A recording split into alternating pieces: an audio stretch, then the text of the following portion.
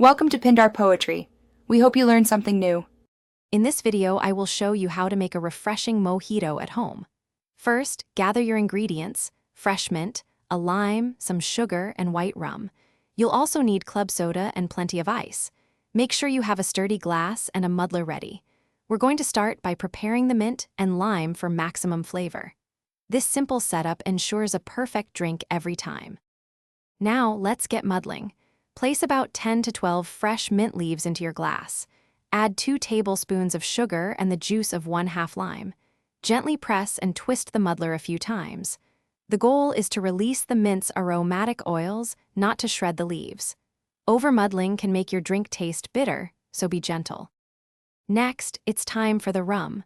Pour 2 ounces of white rum into your glass over the muddled mint and lime. Fill the glass completely with crushed ice. Give everything a gentle stir with a long spoon to combine the flavors. This ensures the sugar dissolves and the mint is evenly distributed throughout the drink. Now, for the fizz. Finally, top off your mojito with about 3 to 4 ounces of chilled club soda. Give it one last gentle stir.